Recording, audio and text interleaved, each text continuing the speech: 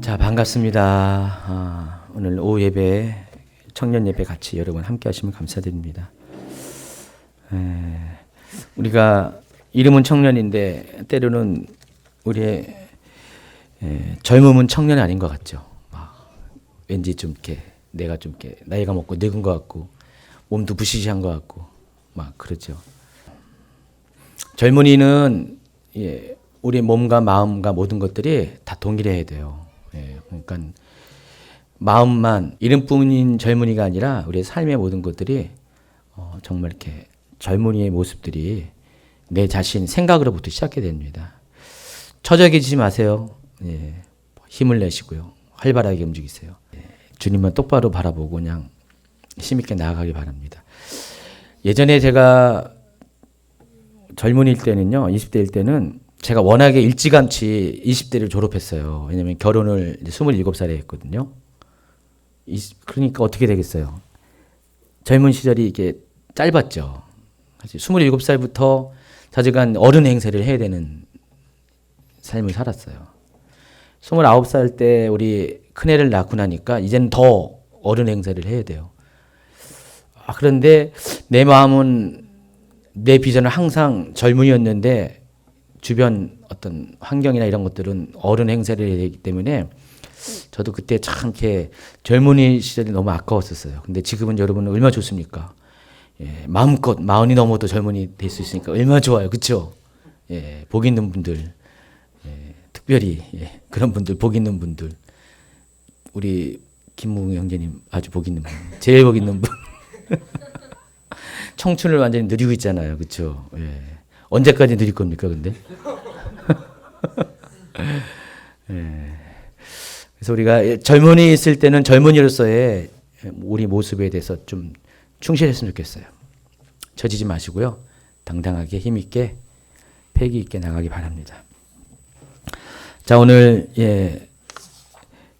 말씀을 같이 나누는데요.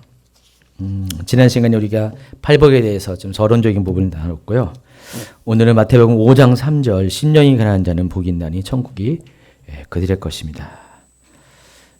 지난 시간에 이 심령이 가난한 자는 복이 있다는 이 말씀이 이 한글의 이 서술 방식과는 달리 원래는 복이 먼저 나온다 그랬죠. 영어로 하면 뭐라고 그랬습니까? 여기 교재 없죠, 여러분? blessed, bless. 거기다가 과거형 어미가 붙었으니까 ed가 붙었으니까 거기다가 비동산 붙었으니까 갑자기 영어 문법 시간에 하는데 복 있는 상태 뭐 그런 거죠. 그래서 보통 이걸 이제 복이 또다 심령이 가난한 자 이렇게 합니다. 그래서 이 복이라는 개념을 헬라어로 뭐라 그랬어요? 생각나시나요? 두 집밖에 안 지났으면 까먹었겠죠? 마카리오스. 우리 마카리오스가 복이 있다 그랬어요. 이 마카리오스가 어디서 왔다 그랬어요? 제가 어떻게 설명했냐면은 교회랑 이렇게 빗대어서 설명하면서 교회가 어떤 장소라 그랬어요? 복 있는 장소라고 했죠. 왜 복이 있습니까? 그래서 교회를 어느 분이 그 정차할 수 없는 고속도로에서 기름도 떨어지고 배도 고프고 더군다나 화장실도 가고 싶은데 막 해는 어두워지고 막 그럴 때 정말 간당간당한 그런 상황 가운데서 마치 휴게소를 만났을 때 바로 그 기쁨. 마카리오스 살아났죠? 급한 거 다 해결할 수 있는 교회가 그런 장소라고 그랬어요. 사막길을 걷는 여행자가 지치고 목마르고 거의 죽어갈 쯤 돼서 오아시스를 발견할 때 그 기분을 마카리오스라고 설명을 했어요. 복의 개념이 그런 거예요. 하나님께서 여러분 마카리오스라고 얘기했을 때 복 있다라고 얘기했을 때 여러분은 그런 분들입니다. 지금 어떤 분들은 정말 이 교회에 여기 오신 게 그런 심정으로 오신 분 계시죠? 없나요? 그냥 강제로 끌려왔나요? 부모님 때문에 나왔나요? 지연자매에 완전히 끌려온 거예요? 처음엔 그랬죠. 지금은 아니죠? 복을 누리는 사람이 됐죠? 그런데 아마 여기서 이제 그런 식으로 끌려온 분들도 적잖이 계실 수가 있어요. 그렇지만은 여기 더 많은 숫자들은 어떻게 해요? 정말 복을 찾아오신 분들이에요. 그렇죠? 예, 은혜를 찾아오는 분들, 하나님 임재를 찾아오는 분들, 하나님의 그런 사랑을 알기를 원해서 찾아온 분들이 많습니다. 주님께 속한 대부분의 성도들이 한 3분의 2는 그런 것 같아요. 그래서 이 복의 개념에 대해서 설명할 때 오히려 편해요. 아, 이게 복입니다라고 할 때 뭔지 알아요. 왜냐면은 그분들은 한 번씩은 다 심령이 가난해 봤기 때문에. 그러니까 심령이 가난함을 경험하지 못한 사람은 이 복도 몰라요. 복의 내용도 몰라요. 여러분이 좋은 부모님 만나가지고 좋은 어떤 대접받고 잘 살고 있으면은 내가 갖고 있는 환경이 얼마나 귀한 건지 몰라요. 근데 한번 남자들 같은 경우는 군대 한번 보내고 오세요. 군대 딱 갔다 오면은 와, 내가 정말 행복했구나. 이런 걸 깨닫고요. 우리가 타향살이 하면 다 그래요. 자녀들이 유학 간 분들이 좀 있더라고요. 그래서 그 유학 간 자녀들이 이제 가끔 이제 오면은 데리고 와요. 데려와서 목사님들하고 얘기도 하고 기도도 받는데 유학 다녀온 그 애들 보면은 되게 성숙해요. 좀 달라요. 그러니까 보통 중학교 때부터 이렇게 유학생활하고 온 우리 형제자매들 보면은 좀 이렇게 좀 철이 일찍 들었어요. 여기도 승기도 있지만은 승기 같은 경우 막 힘든 시절 보냈지, 그치? 예. 내가 알기로는 돈이 없어가지고 기숙사에도 쫓겨나고 막 그런 경험도 했는데. 그러다 보니까 부모님 밑에서 이렇게 얻는 혜택이 얼마나 고마운지를 알아요. 다들 겪어봐야 알아요. 그렇죠? 저도 청년 시절에 좀 쉽진 않았어요. 그냥 딱 고등학교 졸업하고는 이제 생활전선에 뛰어들어야 될 상황이었어요. 군대를 제가 일찍 갔거든요. 고등학교 졸업하고 그 다음 해에 갔어요. 왜 간지 아시죠? 돈이 없어서. 그때는 그랬었어요. 가지고 군대를 빨리 지원해가지고 군대를 갔다 오는데 웬걸 집은 더 망했어요. 가지고 돈을 벌었어야 돼요. 가지고 제대하자마자 곧바로 돈벌이를 해가지고 제가 그 뒤로 목사 안수 받기 전까지 직장을 19년을 다녔습니다. 근데 그래서 그런지 삶의 생활전선에 일찍 뛰어들다 보니까 부모님부터 누리는 그런 그 혜택이 얼마나 소중한지 너무 잘 압니다. 제가 옛날에는 막 원망대 한 적이 있어서 하나님 앞에 남들은 그래도 다른 그렇지 않지만 좋은 부모 밑에서 좋은 혜택 보고 그냥 좋은 배울 거 다 배우고 공부도 할 거 다 하고 그랬는데 나는 참 그렇다 하면서 좀 하나님 앞에 섭섭하기도 했는데 근데 오히려 그런 어려운 시절을 지나고 보니까 그 가치가 얼마나 소중한지를 압니다. 그래서 진짜 복 있는 사람은 가난을 통과한 사람이에요. 정말 가난을 경험한 사람이 복 있는 사람이지 맨날 부유한 삶을 산 사람들은 정말로 복도 없거니와 복의 가치를 알지 못해요. 그래서 오늘 심령이 가난한 자는 그런 의미에서 하나님께서 정말 우리에게 심령이 가난함을 주신 것이 얼마나 큰 복인가를 여러분에게 역설적으로 설명하는 그런 강의입니다. 마태복음 11장 누가복음 보겠습니다. 누가복음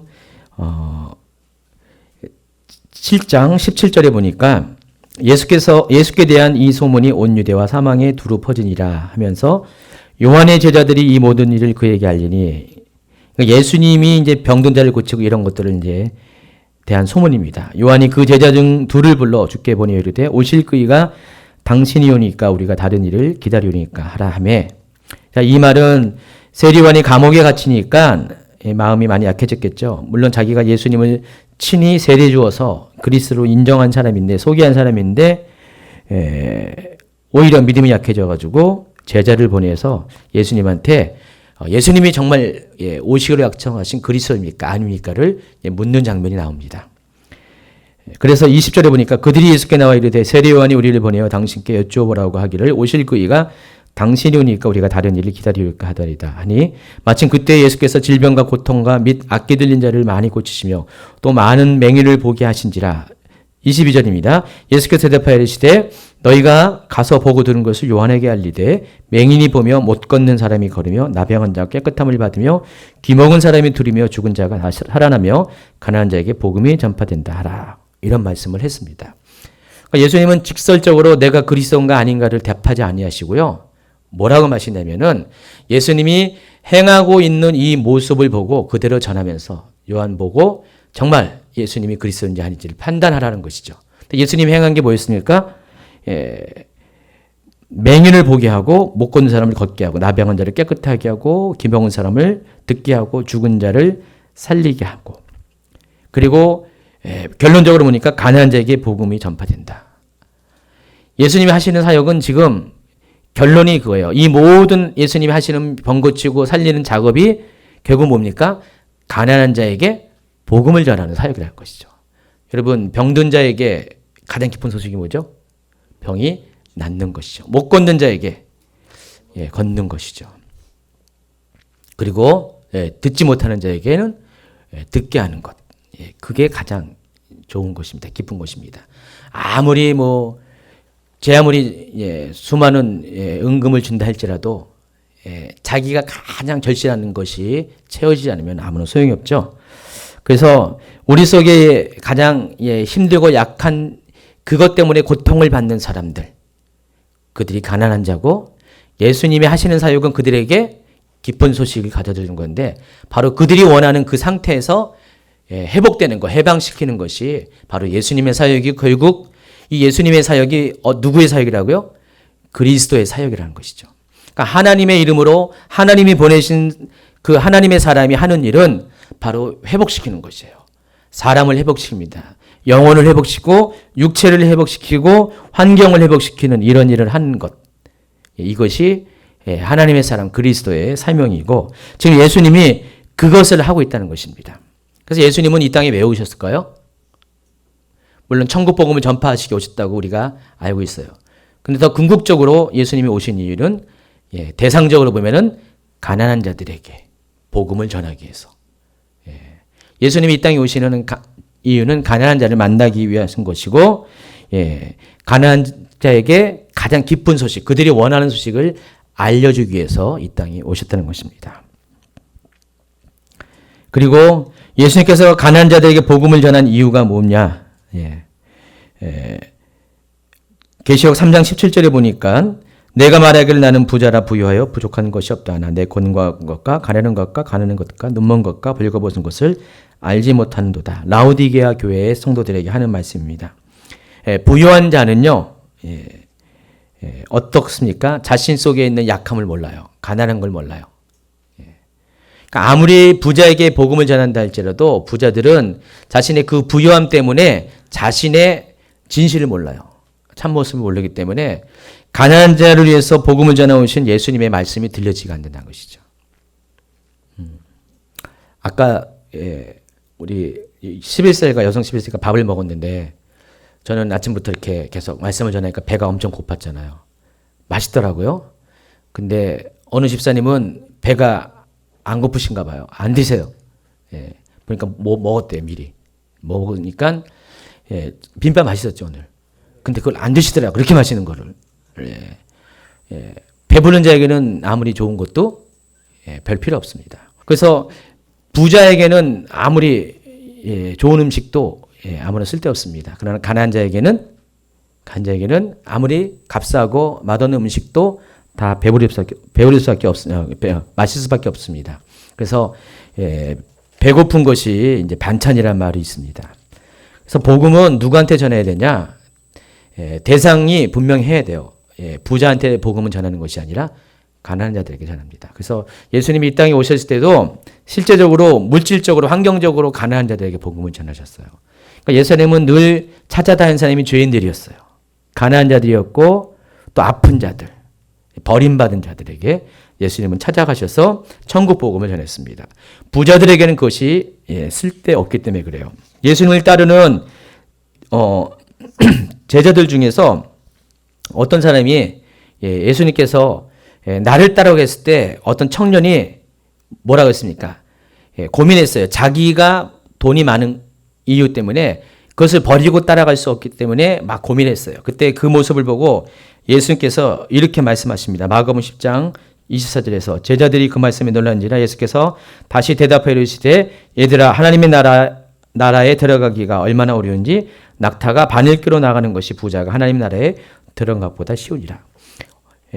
어떻게 보면 이 말씀 갖고 그 공산주의 사상을 갖고 있는 사람은 예수님을 부르주아를 싫어하고 프롤레타리아 계급을 좋아하는 사람이라고 해가지고 무슨 노동신학을 민중신학을 만든 분도 있어요. 근데 예수님이 여기서 말하는 이 부자는 절대적인 어떤 부자를 말하는 것이 아니라 화폐적인 부자가 아니라 심령이 마음이 부유한 자를 말하는 것입니다. 그런 자들은 하나님 나라에 들어가기가 오히려 낙타가 바늘구멍 들어간 것이 더 쉽다고 말씀하십니다. 그만큼 우리의 심령이 부유하면은 하나님 나라에 들어갈 수가 없어요. 하나님 나라는 가난한 자들의 것이고 가난해야지 하나님 나라를 우리가 소유할 수가 있습니다. 자, 그렇다면 누가 가난한 사람인가? 가난한 자를 가리켜서 헬라어는 푸토쿠시라는 단어를 사용하는데 이것은 여러 가지 뜻이 있어요. 기본적으로는 물질적인 궁핍을 의미합니다. 그러나 이것은 더 확대돼 가지고 사회적인 궁핍도 의미해요. 원적인. 그래서 천한, 고통받는, 도움받지 못하는, 힘없는 이런 뜻으로 사용합니다. 성경에는요, 가난한 자들이 딱 정해져 있어요. 구약 성경에는요. 네 종류의 사람이 가난합니다. 먼저 타국인, 그리고 나그네, 그리고 고아, 그리고 가부. 왜 가난합니까? 이들이 가난한 이유는 딱 한 가지입니다. 땅이 없기 때문에. 이스라엘은 어쨌든 간에 땅을 기업으로 대대손손 물려받는 그런 시스템이었어요. 그러니까 땅을 사고 팔 수가 없어요. 물론 실제적으로는 사고 팔긴 해요. 그렇지만은 희년이 되면 원주인에게 돌아가게 되는 것이 율법이었어요. 그래서 땅은 반드시 한 가문에서 대대손손 계승되는 것이었어요. 그래서 김씨 집안의 땅을 이 씨가 가지면 안 돼요. 그러니까 그때 당시에는 지파별로 되니까 유다 지파의 땅을 뭐 이사갈 지파 사람이 할 수는 없다는 것입니다. 그렇게 하신 이유는 하나님이 땅을 통해서, 그러니까 우리가 알고 있는 토지 공개념 개념입니다. 땅을 통해서 이득을 남기지 못하기 때문에 땅은 우리가 살아갈 수 있는 삶의 터전으로서 기업으로서 주신 것이에요. 근데 그게 다 좋긴 좋은데 문제는 이 땅은 누구한테만 대물림되냐? 아들에게만. 딸들은 대물림하지 못했어요. 지금이야 여러분 뭐 동일하게 권리가 있지만은 그때 당시는 딸들은 땅을 소유할 수 없었어요. 그래서 아들만. 그래서 여자들은 땅을 소유할 수 없었습니다. 그래서 남편이 죽으면 어떻게 됩니까? 여자들한테 그 땅이 몰려갑니까? 아니에요. 지금은 이렇게 유산이 상속되지만은 그때 당시에는 아들한테 가요. 근데 아직 아들이 어리면 어떻게 됩니까? 잠시 보류가 됩니다. 어떤 그 효력이 정지되어 있어요. 나중에 그 아들이 크거나 아니면 아들이 없으면 어떻게 됩니까? 누군가가 친척 중에 하나가 그 남편을 잃은 과부된 여인을 아내로 삼아야 돼요. 아내를 삼아가지고 그래서 그 전 남편의 몫인 땅이 그 사람을 통해서 상속이 되는 거예요. 그렇다고 해서 그 사람 땅도 아니에요. 그러니까 이 사람이 그 여자랑 과부된 여자랑 결혼하면은 자기 가문의 이름으로 땅이 상속받는 게 아니라 그 여자의 죽은 남편의 가문의 이름으로 상속되기 때문에 보통은 어떻게 되냐면은 옛날에 대릴사이 개념이 있죠. 그런 개념으로 들어가는 거예요. 그래서 이 땅은 자기를 통해서 자기 대로 하는 것이 아니라 이 여인의 죽은 남편의 대를 통해서 이렇게 상속이 돼요. 그래서 웬만하면 안 하려고 그래요. 손해보는 거잖아요. 솔직히요. 자기 살아있을 때는 뭐 그걸 누릴 수는 있지만은 자기 죽으면 자기 이름으로 상속되는 것이 아니기 때문에 좀 이렇게 남자들이 잘 안 하려고 그래요. 그래서 그런 걸 가리켜서 기업 물을 자라고 그래요. 성경에는요. 이 땅이라는 기업을 물을 자가 나타나야 돼요. 그래서 다른 지파 사람이 하면 안 되고 반드시 같은 지파 사람, 같은 가문에 속한 사람이 가장 가까운 사람 순으로 기업 물을 자 순위가 정해져요. 1순위, 2순위 딱딱 정해져 가지고 그래서 혈통적으로 가장 가까운 사람이 1순위가 돼요. 그래서 1순위 사람이 나는 이거 안 하겠다. 생각하니까 손해니까. 그러면은 두 번째 사람, 세 번째 사람을 이렇게 합니다. 그런 식으로 해야지 이제 그 원래 죽은 남편의 땅이 이제 그게 이제 상속이 되는 거예요. 근데 그런 게 없으면 여자는 어떻게 됩니까? 아무리 땅이 있어도 그림의 떡이에요. 그림의 떡이고 그걸 계속해서 바라만 봐야 되고 그걸 통해서 이렇게 삶을 영위할 수가 없습니다. 그런 이야기가 어디에 적나라하게 잘 나오냐면은 룻기에 나와 있어요. 예. 룻이 어느 사람인가? 모압 여인이죠. 이방 여인이에요. 근데 이스라엘 땅에 기근이 되니까 룻의 어머니가 누구였죠? 나오미가 그 가족들을 나오미의 남편과 나오미가 아들 둘을 데리고 모압 땅으로 기근이 피해서 갔습니다. 땅은 그대로 있는 거고요. 그런데 거기서 남편도 죽고 아들 둘도 죽고 며느리 둘만 남았잖아요. 이제 더 이상 이제는 자식들도 없는 그 땅에서 살 이유가 없고 때마침 이스라엘은 기근이 이제 지나갔어요. 그러다 보니까 다시 원래 그 땅으로 돌아갑니다. 근데 땅은 분명히 있었어요. 자기 가문의 땅이 있었는데 땅에 대한 소유권이 없었어요. 왜냐하면 남자가 없기 때문에. 그러다 보니까 그 둘째 며느리 룻이 어떻게 했습니까? 기업 물을 자를 찾은 거예요. 바로 그 기업 물을 자가 누구였어요? 보아스. 원래는 먼저 1순위 사람이 있었는데 그 사람이 거부를 하니까 2순위인 보아스가 기업 물을 자가 됐습니다. 자, 그런 개념이죠. 그래서 실을 옆으로 셌습니다. 원래 뭐 줄기가 아니고 옆에 이야기인데 이와 같이 이스라엘 땅에는 아무나 기업을 갖는 게 아니라 남자를 통해서 기업을 갖기 때문에 거기서 과부는 항상 사회적 약자예요. 그래서 룻 같은 경우도 자기 남편의 집안에 땅이 있음에도 불구하고 땅에 대한 소유를 주장할 수 없으니까 이삭 줍는 것으로 먹고 살았어요. 그러니까 보아스가 또 율법에 보면은 가나안 자리에서 수확을 다 수확하는 게 아니라 계속 이삭을 남겨둬서 그걸 가나안 자들이 먹게 했잖아요. 그러니까 하나님 방식 보면 대단하세요. 하나님은 얼마나 세밀하신지 참 섬세하신 분이세요. 그래서 그걸로 먹고 살았어요. 원래는 땅이 있었는데도 불구하고. 그리고 또 이제 고아들도 마찬가지거든요. 아버지가 땅을 기업으로 남겨놨어도 성인이 될 때까지 이것을 취할 수가 없어요. 그러니까 고아도 가난하죠. 과부도 가난하죠. 또 나그네도 땅을 소유할 수 없어요. 지금 외국인이 우리나라 땅 막 살 수 있죠. 근데 옛날까지만 해도 한동안 해도 외국인이 마음대로 땅을 살 수가 없었어요. 절차가 복잡했고 까다로웠죠. 근데 지금은 제주도 땅에 많은 땅을 노른자 땅을 중국 사람들이 살고 있잖아요. 근데 유대 땅에서는 이게 있을 수가 없는 것이죠. 외국인들, 타지 사람들이 그러니까 다른 지파 사람들이 나그네가 땅을 살 수가 없어요. 그래서 그곳에서 타기인으로 살거나 나그네로 살거나 가부로 살거나 고아로 살면은 이 사람들은 먹고 살 땅이 없어요. 그래서 그런 사람들은 가난하죠.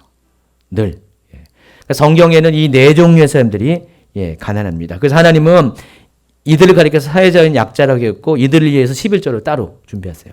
11조는 율법으로 11조는 세 가지 의미가 있는데 그중에 첫 번째가 제사장들을 레인들을 먹여 살리기 위한 목적으로 11조를 주신 거고요. 두 번째가 이런 사회적인 약자를 위해서 준 거예요. 그래서 푸토코이스라는 단어는 바로 이러한 사람들을 가리켜서 쓰는 단어입니다. 그래서 성경에서 헬라어에서 가난한 자라고 할 때는 바로 다 이런 종류 사람들이 다 가난한 자예요. 그러니까 예수님이 이러한 사람들에서 이 땅에 오셨다는 것이죠. 예수님은 그래서 이러한 자들을 찾아다니면서 만나셨어요. 그러나 이런 사람들에게 겸해서 있는 동시에 있는 가난이 있는데 바로 영적인 가난입니다. 그러니까 육적인 가난, 혼적인 가난 더불어서 더 깊이 들어가면은 영적인 가난이고 오늘 심령이 가난하다라는 것은 영적인 가난을 말하는 것입니다. 여러분 누가복음에서는 이 심령이 가난하다는 이 표현을 심령이 가난하다고 하지 않아요. The poor in heart라는 단어를 써요. 마음이 가난하다. 근데 여기서는 뭐라고 씁니까? 하트 대신 스피릿. 영이 가난한 사람. 영이 가난한 사람이 복이 있다는 것이죠. 육이 가난한 사람, 혼이 가난한 사람이 아니라 영이 가난한 사람이에요. The poor in spirit이 복이 있는 사람이라는 것입니다. 그러니까 여러분 삶 속에 많은 가난이 있어요. 여러분이 돈이 없다고 그것이 복인 사람이 아닙니다. 불행한 사람이에요. 예, 마음이 공고하다고 불행한 사람입니다. 여러분이 정말 똑같은 가난이지만은 제일 행복한 사람이 여러분이 영이 가난해요. 정말 여러분의 영이 목말라야 돼요. 여러분이 영이 배고파야 돼요. 누구로 인해서? 하나님으로 인해서. 진리를 향해서 하나님 때문에 목말라하고 하나님 때문에 가난한 사람이 복 있는 사람이에요. 왜 그래요? 예수님이 바로 그러한 사람을 위해서 오셨기 때문에 그래요. 그래서 누구든지 내 영이 가난하면 예수님을 만날 수가 있어요. 여러분 교회에 와서 예수님을 만나는 방법은 한 가지입니다. 여러분이 가난해지는 거예요. 불쌍해지는 거예요. 정말 주님이 보시기에 너무 불쌍해가지고 가만히 있을 수 없게끔 만드셔야 돼요. 불쌍한 척하라는 것이 아니라 정말 하나님 보시기에 여러분이 긍휼을 필요한 자가 되면은 그런 사람을 하나님 만나요. 우리 교회는요, 영적으로 사모하는 사람도 오지만은요, 정말 이렇게 긍휼이 필요한 사람, 불쌍한 사람들 많이 옵니다. 제가 이제 쭉 지켜보면은요, 예전에 보면은 성도들이 오시면은 한 3분 중에서 한 2분 정도는 예배 가운데 얼마나 우시는지 계속 우세요. 그냥 오면은 한 2-3달을 예배 가운데 계속 울어요. 제가 보기에 민망할 정도로 막 우세요. 근데 그게 정상이에요, 정상. 좋은 거예요. 여러분 와가지고 한 번도 안 울었다. 죄송합니다. 비정상. 그분은 TV 출연해야 돼, 비정상 회의. 예. 우는 게 정상입니다. 정말 많이 우세요. 근데 한 몇 달을 우시잖아요. 그때부터 안 울어요. 하나님 충분히 만나주셨기 때문에. 울 일이 없어요. 그때부터는. 근데 초기에는 많이 우시더라고요. 근데 그게 복 있는 분이더라고요. 예, 우니까 하나님이 자꾸만 만나주세요. 만져주세요. 하나님 경험해요. 그 몇 달 지나면 많이 회복되게 계세요. 많이 좋아지세요. 다 그런 시간들을 거쳐서 여기까지 왔어요. 근데 요즘 안 우시더라고요. 왜 그럴까요? 많이 가난함이 약해진 것 같아요. 희석된 것 같아요. 예. 그래서 운다는 것 되게 좋은 것입니다. 가난한 마음을 갖고 있는 거 굉장히 좋습니다. 이 신령이 가난하다는 것, 인스피릿, 더 푸어 인스피릿 이것은 우리가 좀 잘 알아야 돼요. 그냥 단순히 영적으로 가난하다 그런 뜻이 아니에요. 여러분 아마 심령이 가난하다면은 우리가 피상적으로 생각하는 것을 영적으로 가난하다 그렇게 생각하는데 여기에 있는 더 깊은 뜻이 있어요. 심령이 가난하다는 것은 그런 뜻보다는 내가 가난한 것을 내 영이 느끼는 것을 말하는 것이에요. 이해하시겠어요? 영적으로 가난한 것과 내 영이 내가 가난한 것을 내가 영적으로 느낀다는 것은 좀 다른 문제죠. 그러니까 내 영이 그것을 내 안에 있는 가난함을 느껴야 돼요. 그냥 영적으로 가난하면 그냥 나 가난합니다. 그거로 끝나요. 근데 내 영이 내 안에 있는 가난함을 느낀다는 그 의미는 뭡니까? 내가 나 자신을 발견한다는 것이고 그것 때문에 내 자신이 슬퍼한다는 거고 안타까워한다는 것이죠. 어쩌면 좋지 하면서 그렇기 때문에 어떻게 돼요? 내가 이제는 내 안에 있는 가난함을 떨쳐내기 위해서 뭔가를 움직일 수밖에 없어요. 내가 영적으로 이 가난함을 느낀다는 것은. 영적으로 못 느끼면, 내가 가난함을 영적으로 못 느낀 사람은 내 영이 못 느끼면은 이런 필요조차도 없어요. 이런 동기조차도 나오지 않지만은 그러나 내 안에 있는 가난함을 내 영이 느끼면은 그때부터 내 영이 가만히 있을 수가 없어요. 여러분 아시죠? 여러분이 무엇을 기도할지 몰라도 여러분 안에 있는 성령께서 말할 수 없는 탄식으로 여러분을 위해서 간구하신다고 했죠. 어디 나와 있어요? 로마서 8장 26절에 나와 있어요. 그러니까 여러분은 여러분이 마음의 생각을 여러분이 인지해요. 그런데 여러분의 영의 생각을 인지하지 못할 때가 있어요. 그러나 영은 여러분을 위해서 기도하고 있어요. 나를 위해.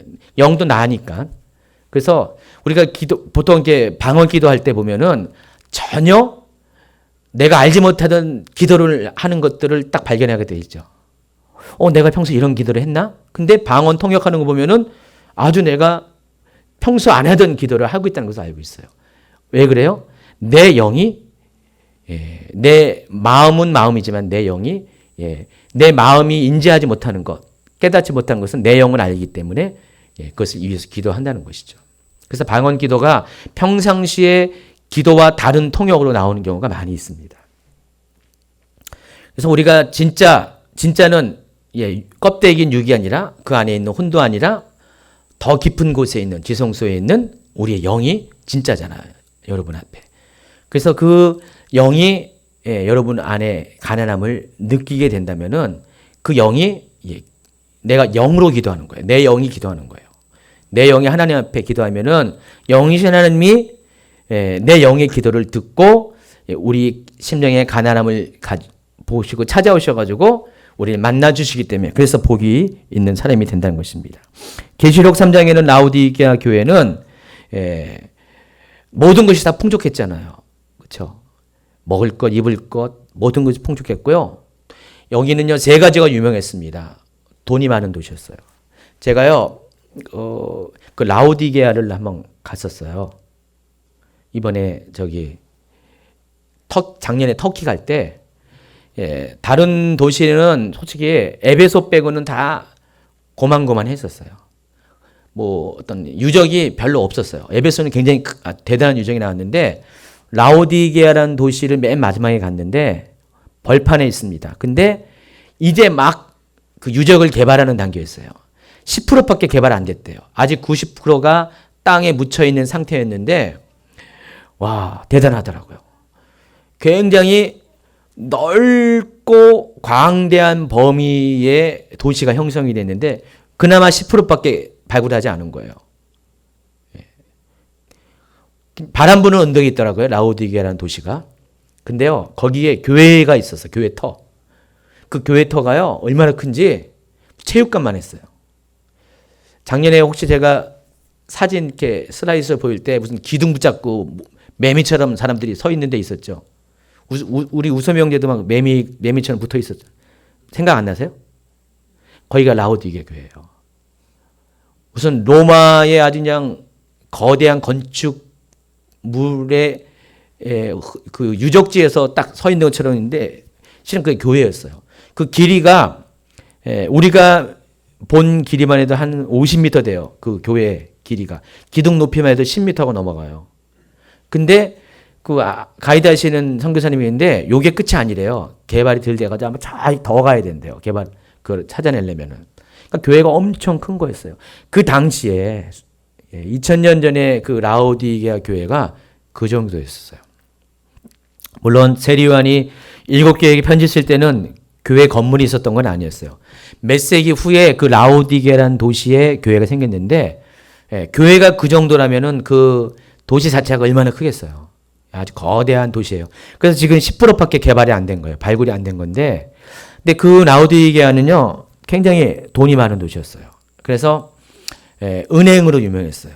그러니까 거기에 로마 시대 때 당시에 돈을 빌려주는 그 전주라고 하죠. 돈 주인이 많았었어요. 라오디게아라는 지역이 거기가 지진이 많이 일어나는 거예요. 터키가 지진 많이 있는데 거기 더 지진이 많이 일어났습니다. 그래서 예수님 돌아가신 다음에 예수님 전과 후에 이렇게 2번에 거쳐서 대지진으로 라오디게아라는 도시가 파괴가 됐었어요. 우리가 지금 무슨 지진이 일어난다고 중국에 지진이 일어났으면 어떻게 됩니까?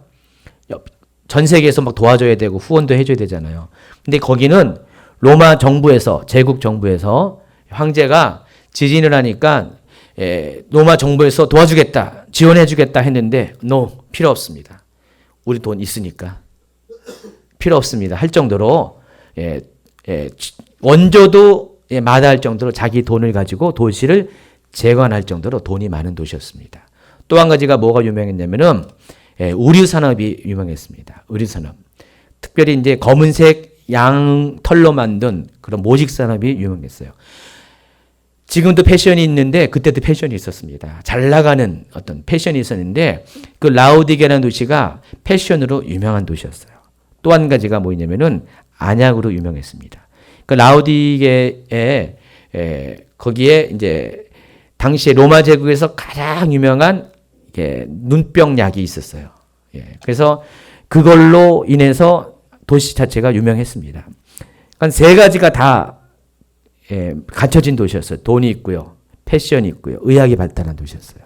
그러니까 요즘식으로 말하면은 아주 그냥 미국의 잘 나가는 대도시, 가령 무슨 뉴욕 같은 경우, 경제, 문화, 뭐 의학, 교육 모든 것 다 갖춰졌잖아요.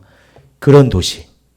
규모도 굉장히 크잖아요. 발굴한 그 것만 해도 제가 보기에 이 가로 세로가 수 킬로씩 돼요. 그 시가지가 현재 발굴한 것만. 근데 10%밖에 발굴 안 된 거니까 더 나오겠죠.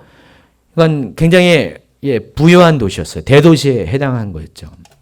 뭐 파리 같은 경우, 뭐 동경 같은 그런 우리나라 서울 같은 그런 당시로서 라오디게아 교회는 그런 규모의 교회였다는 것입니다. 그러니까 그런 지역에서 사는 교회였기 때문에 교회 사람들도 당연히 부자가 많았을 거예요. 그렇죠? 자긍심이 많았을 거예요.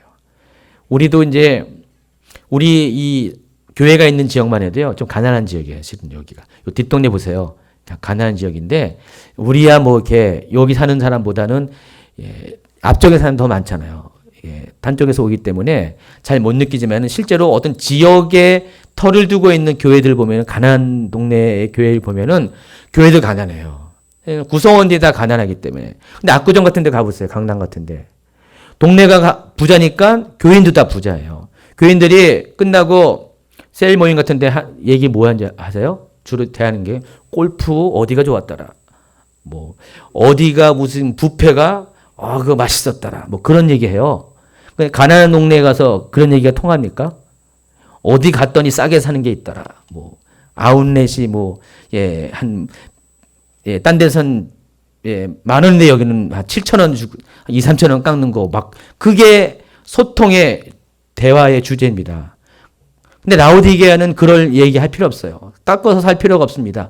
모든 것이 풍족하기 때문에 그래서 라오디게아 사람들, 특별히 라오디게아 교인들은 항상 이렇게 생각했어요. 나는 부자다, 부유하다, 부족할 것이 없다. 그렇게 생각했어요.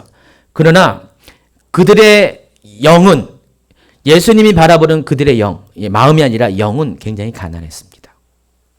가련합니다. 헐벗고요. 보지 못하고 눈 멀고 그게 라오디게아 교회 성도들의 실제 모습이었어요. 지금 예수님은 지금 그것을 보고 계시는 거예요. 그래서 예수님께서는 얘기하죠. 내가 너를 원하노니 내게서 불로 연단한 금을 사서 부요하게 하고 흰 옷을 사서 입어 벌거벗은 수치를 보지 않게 하고 안약을 사서 눈에 발라 보게 하라. 그리고 이 라오디게아는요 또 어떤 특징을 갖고 있냐면은 그 라오디게아가 있는데 거기서 한 10몇 킬로 떨어진 곳에 뭐가 있냐면 히에라폴리스가 있습니다. 여러분 파무칼레라고 들어봤어요? 모카의 성인가? 뭐 그런 뜻인데 그 터키 가면은 파무칼레가 유명합니다. 그 온천수가 있는데 거기 파무칼레 가면은 온천수 이렇게 수원지가 있어요. 한 겨울에도요 막 거기 수영하고 있더라고요. 수영복 입고요.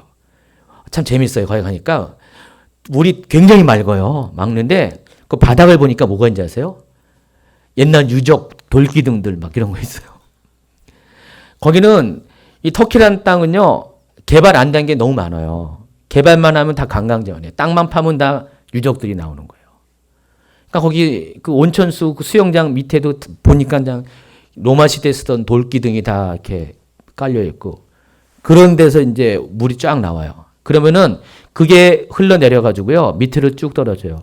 그러니까 파무칼레가 좀 고지대에 있는데 그게 쭉 내려와 가지고 그 물질기가 쭉 타고 내려가 가지고 어디까지 가냐면은 히에라폴리 여기 라오디게까지 갑니다. 10몇 킬로를 수로가 아직도 남아 있어요. 2000년 전에 만든 수로가 있어요. 수로를 타고서 쭉 내려가요. 그러니까 온천수를 거기서 끌어들이는 거예요. 히에라폴리스가 고지대에 있으니까 쭉 내려오면은 라오디게아로 오게 됩니다. 근데 또 라오디게아는요, 또 하나의 물줄기가 있는데 골로세라는 도시가 있어요. 그래서 이 세 가지 도시가 삼각형으로 꼭지점으로 연결되어 있어요. 그래서 두 군데서 그러니까 골로세가 오른쪽이고 히에라폴리스가 왼쪽인데 이 두 군데서 물이 쭉 내려와 가지고 라오디게에서 만나게 돼요. 가지고 히에라폴리스에 있는 물은 온천수 거기서, 여기는 고린도에서 오는 것은 일반적인 그런 차가운 강물입니다. 이게 두 개 오다가 라오디게에서 만나는데 이게 거기서 합쳐지면서 어떻게 될까요? 미지근해져요. 예, 뜨뜻미지근해져요. 예, 그래서 도시가 그런지 예수님 보시기에 이 라오디게 성도들도 신앙이 그래요. 뜨뜻미지근해요. 솔직히 부유한 도시에 사는 사람들이 신앙이 뜨뜻미지근하잖아요. 예수님은 참 이렇게 아주 예리한 눈으로 그들이 다 알아들 수 있는 것, 찔리는 언어로 그들만이 알 수 있는 상황으로 그들의 신앙 상태를 지적해 줍니다. 그러니까 지금 자기들이 뜨뜻미지근하다는 것을 자기들 알고 있잖아요. 너희가 차지도 않고 뜨겁지도 않다. 우리 얘기인데, 우리 도시 얘기인데, 그것을 예수님이 알을 때 그들은 바로 알아요. 보니까 또 내가 변하지 않으면 예수님이 뭐라고 했어요? 토하여 내친다 그랬어요. 그렇죠? 근데 그것도 우리는 모르죠. 무슨 뜻인지. 근데 라오디게 사람들 다 알아요. 왜 그러냐면은 그 온천수 자체가요, 그 광석이 들어있기 때문에 진짜 먹잖아요. 그러면 이제 메스꺼워요. 비유가 상해요. 그래서 먹자마자 하고 토할 수밖에 없어요. 거기 사람들은 그 물의 맛을 알아요. 알기 때문에 예수님께서 지금 말씀하신 의미가 바로 와닿는 거죠. 그러니까 여러분은 잘 몰라요. 설명을 해줘야 하지만은 그 라오디게 사람들은 알았어요. 그러니까 에베소 교회부터 시작하는 7교회들에 대해서 예수님이 칭찬과 격려, 여기 책망을 하시는데 이 책망의 내용들을 잘 보면은 외부 사람들은 모르는데 도시 사람들은 다 아는 얘기예요.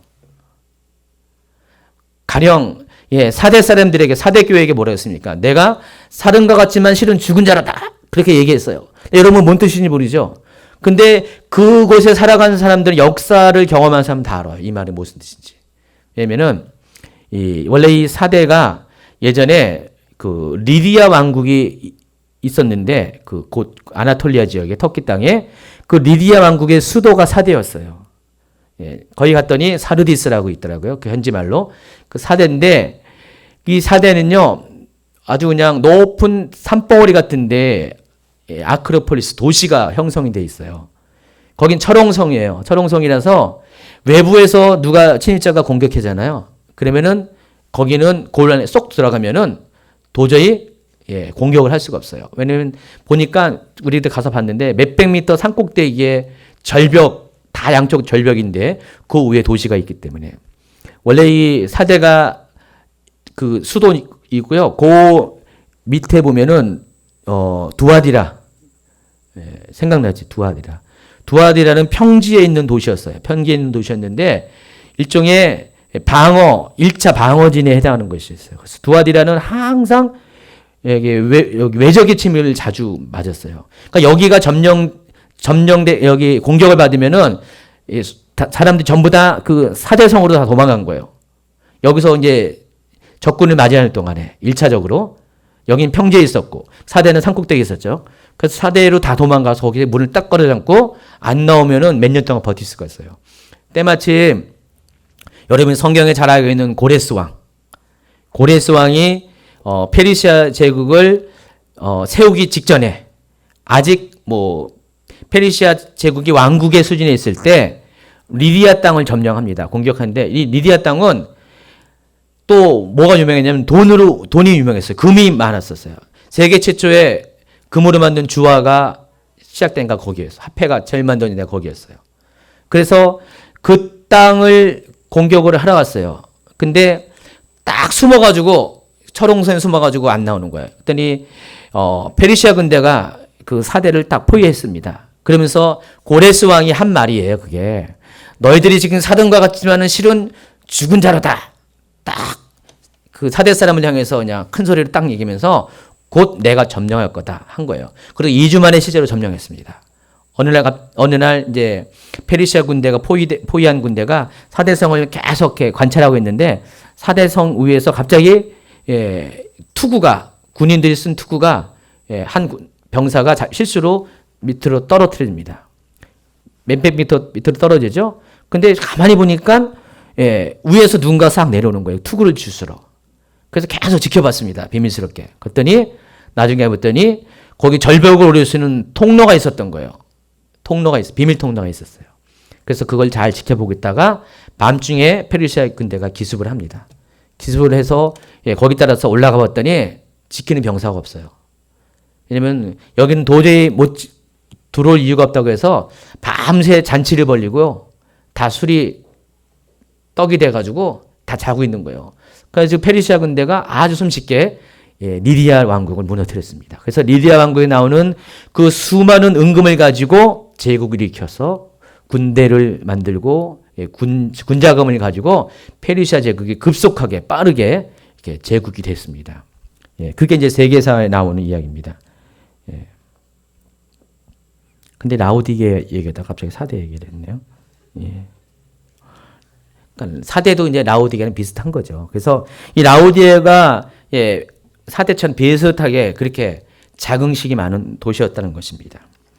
그러나 이런 도시에 사는 사람들, 이런 도시에 사는 성도들은요, 절대로 주님을 만날 수가 없어요. 왜냐하면 자신이 가난함을 느낄 수 없기 때문에, 자기의 영이 느낄 수 없기 때문에, 주님이 필요하지도 않고 주님을 만날 수가 없습니다.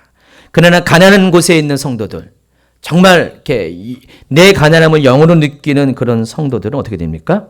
주님이 필요합니다. 정말로 주님이 아니고서는 내 이 곤고함을, 이 가련한 것을, 가난한 것을 해결할 수 없기 때문에 그런 마음을 가지고 주님의 임재를 구합니다. 심령이 가난하다는 것, 다른 것이 아니라 자신의 가난함을 영으로 느끼는 것이에요. 내 영이 내 안에 있는 가난함을 느끼는 사람. 그래서 복음의 필요를 절실히 느낀 사람. 이런 사람이 심령이 가난한 자고요. 예수님은 바로 이러한 사람을 위해서 이 땅에 오셨다는 것입니다. 예수님이 누구나를 위하셨지만 아무나 만나는 것이 아니라 심령에 가난함이 있는 자, the poor in spirit. 바로 그러한 사람이 내 안에 가난함은 내 영이 느낄 수 있는 사람만이 주님을 만날 수가 있는데 누가복음 4장 17, 18절에 보면은요 이런 말씀이 있습니다. 선지자 이사야의 글을 드리고는 책을 펴서 이렇게 기록된 데 찾으시니 곧 주의 성령이 내게 임하셨으니 이는 가난한 자에게 복음을 전하려 하시려고 내게 기름을 부으시고 나를 보내사 포로된 자에게 자유를 눈먼 자에게 다시 보게 함을 전파하며 눌린 자를 자유롭게 하고 주의 회를 전파하게 하려 하심이라. 예수님께서 이 땅에 오신 목적에 대해서 뭐라고 나왔냐면은 먼저 예수님이 이 땅에 오실 때 주의 성령께서 예수님에게 임하셨습니다. 그 이유가 목적입니다. 가난한 자에게 복음을 전하게 하시려고. 그리고 복음을 전하게 하시는 방식이 어떤 거냐면은 예수님에게 기름을 부으십니다. 그리고 예수님을 보내십니다. 누구한테? 포로된 자에게, 눈먼 자에게, 눌린 자에게 보내셔서 포로된 자에게 복음을, 눈먼 자에게 복음을, 눌린 자에게 복음을 전하여 기쁜 소식, 그들이 원하는 소식을 드리는데 포로된 자에게 가장 기쁜 소식이 뭐라고요? 자유. 눈먼 자에게는 다시 보는 것. 또 눌린 자에게는 역시 해방의 그 기쁨. 그래서 여기서 주의 은혜해, 주빌리, 희년을 말하는 것입니다. 50년 만에 오는 희년, 종되었던 사람들이 풀려나는 날, 빼앗긴 땅이 다시 돌아오는 날.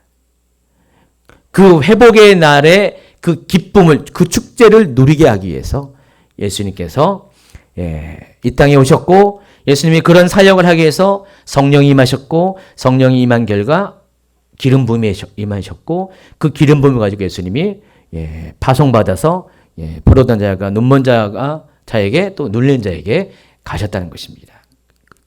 그래서 우리가 이 가난한 자가 된다는 것은 굉장히 복이 있는 거예요. 내가 좀 포로돼서 복이 있는 거예요.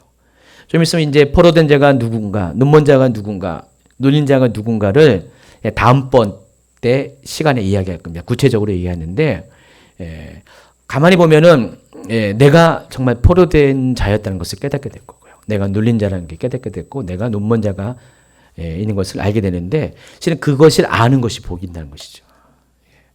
왜냐하면 그를 통해서 예수님을 만날 수 있고 예수님께서 그러한 자들에게 주는 희년의 복을, 기쁨을 누릴 수가 있기 때문에 그래서 복이 있다는 것입니다. 여러분 삶 가운데 이제 말씀을 마치면서 여러분 삶 가운데 정말 때때로 여러분이 심령의 가난함을 느끼죠. 전혀 안 느낍니까?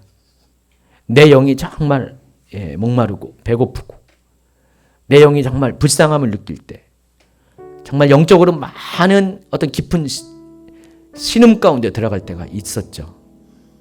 실은 그것이 복이라는 것입니다. 어떤 사람은 그게 무슨 복입니까? 불행이죠.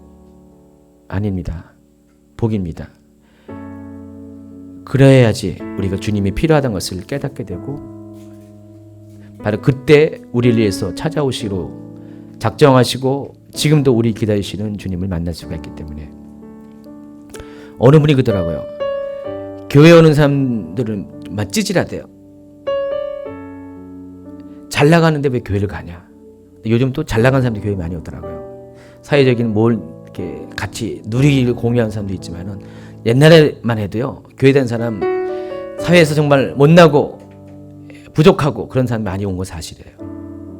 근데 그들이 복이 있어요. 왜냐면은 이 교회에서 주님을 만났고, 주님을 만난 후에 하나님이 그들의 영혼을 부욕해 하시고, 또 그로 인해서 삶도 부욕해 되기 때문에 복 있는 사람이죠.